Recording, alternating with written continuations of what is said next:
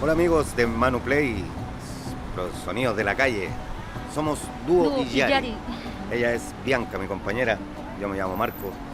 Bueno, aquí entregamos nuestro trabajo desde las calles de Santiago, específicamente en la comuna de Ñuñoa, donde nos expresamos a través de la música del folclore.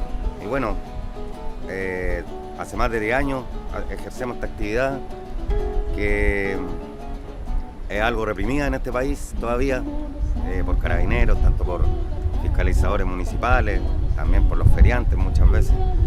Bueno, queremos que esto se acabe y a nosotros quizás no nos queda mucho por hacer, pero para las generaciones que vienen, que haya un arte libre, chiquillos, un arte libre en nuestras calles y no represivo, ¿sí? Es algo que se entrega del corazón, o sea, no puede ser que haya cárcel por arte, eso.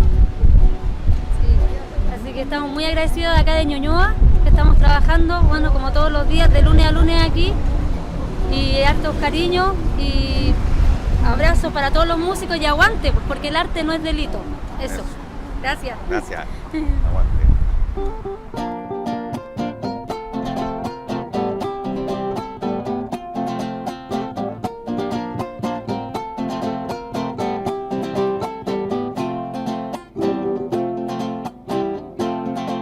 Porque me vine de Chile, también que yo estaba allá, por unas tierras extrañas, ay, cantando pero apenas, pongo en mi pecho una espina, que me clava sin cesar, en mi corazón que sufre, ay, yo por su tierra chilena, quiero ver el juego, quiero tomar chicha, quiero ir al mercado y comprarme un piqué.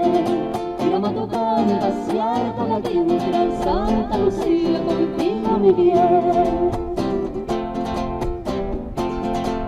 Antes de salir de Chile, yo no supe comprender lo que vale ser chilena.